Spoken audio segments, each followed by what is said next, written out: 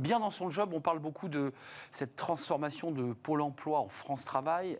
On a beaucoup parlé évidemment de ce rapport porté par Thibaut Guilluy. 99 propositions pour accompagner et améliorer l'accompagnement des demandeurs d'emploi. Et on va parler des quartiers prioritaires de la ville. On en parle avec Claudia Ruza. Bonjour Claudia. Bonjour.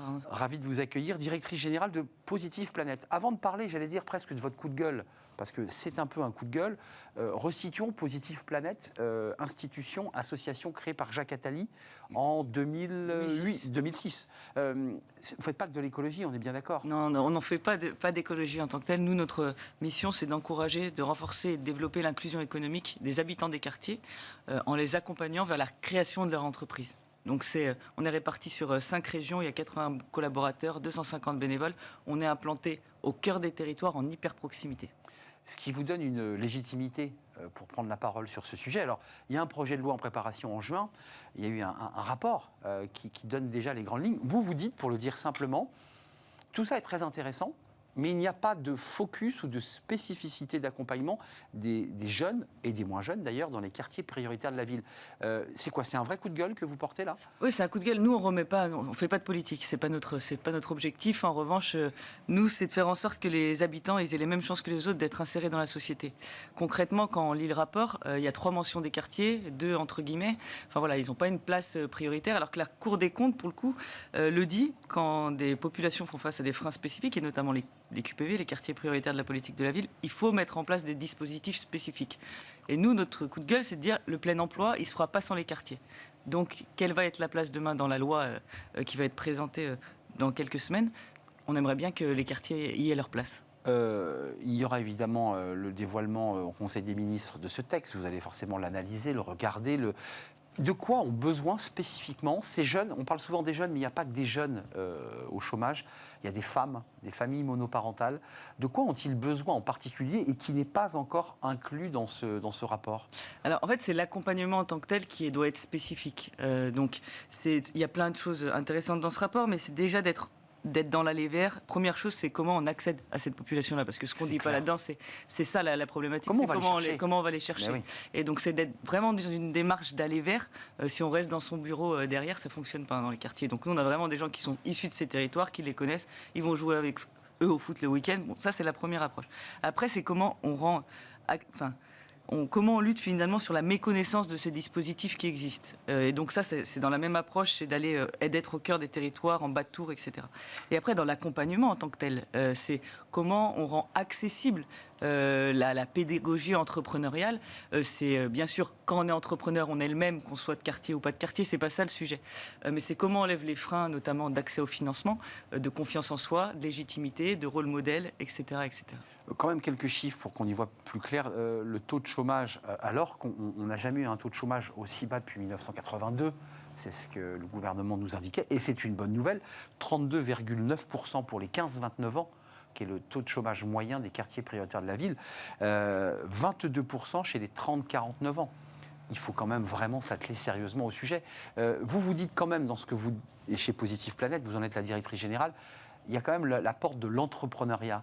Est-ce qu'il y a un fort désir d'entreprendre et de monter sa boîte? Oui, il y a un fort désir d'entreprendre, je pense, parce que dans les quartiers, pour y avoir été quand j'étais au collège et au lycée, il y a aussi ce sens un peu j'ai envie de me créer une meilleure vie, et puis aussi parce que parfois, quand on fait face à des discriminations, c'est parfois plus facile finalement de trouver des clients qu'un patron. Et donc, ça participe aussi à cet élan.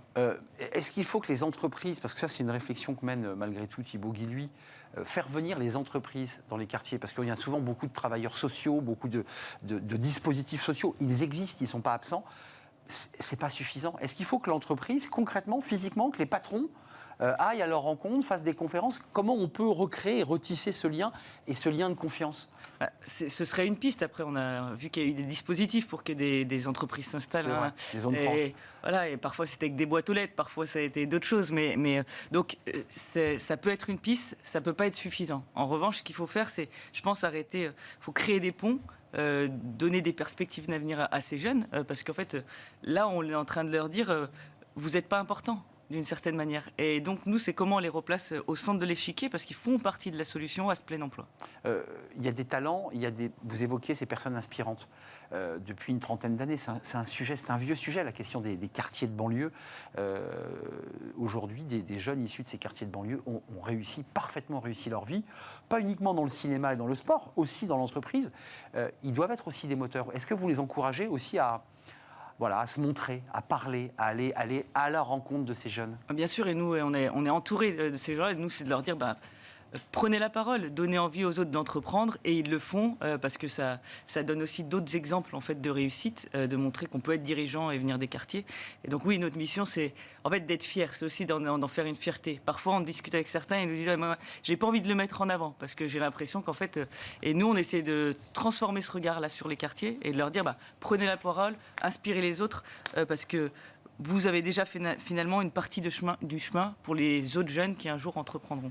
Quelques chiffres quand même, parce qu'on voit le boulot que vous faites. 45 000 personnes accueillies pour un premier rendez-vous, c'est colossal depuis 2002. 3 800 personnes accueillies en 2002. 24 000 personnes accompagnées sur la voie de l'entrepreneuriat. J'imagine que vous avez un tableau de bord entre ceux qui disent « moi je veux créer ma boîte », et ceux qui la créent vraiment et qui la font durer, c'est quoi la durée de vie et la pérennité de tout ça? Alors, la pérennité, on est aux alentours de 69% à 3 ans, selon une étude qu'on a menée en 2018. Oui, ce qui est bien, notamment parce qu'on a beaucoup de micro-entreprises, c'est-à-dire au démarrage, ils se lancent comme ça. Après, ça peut être une première étape pour transformer leur société par la suite. Donc, nous, vraiment, on en accompagne donc, à peu près 2700 par an, donc 4000 accueillis, 2700 accompagnés par an, 1200 qui créent. Mais nous, notre objectif, c'est pas aussi de pousser tout le monde à entreprendre, parce que l'idée, c'est pas de créer des entrepreneurs précaires. On se louperait complètement dans notre mission. C'est de les faire durer. C'est de les faire durer, grandir. et c'est de leur transmettre des compétences entrepreneuriales qui, même s'ils créent pas, vont leur être utiles pour s'insérer dans la société et dans une entreprise. En tout cas, vous êtes venu nous dire sur ce plateau, pour terminer cet échange, que aller chercher ces talents dans les quartiers. Il y a une foultitude de jeunes filles et de jeunes hommes qui sont des vrais talents. C'est quoi? C'est un manque de confiance? C'est la peur de passer le périph'? Qu'est-ce qui bloque? Ce qui bloque, il y a plusieurs choses qui bloquent, mais déjà, il y a la méconnaissance des dispositifs, comme je disais précédemment. Il y a, je pense, beaucoup de freins psychologiques aussi. En fait, et nous, c'est juste de dire tout est possible. S'il y a quelqu'un qui te dit que c'est pas possible, c'est en fait, il te dit ça pour te décourager. Mais c'est possible, et vas-y, et tu as les capacités pour le faire.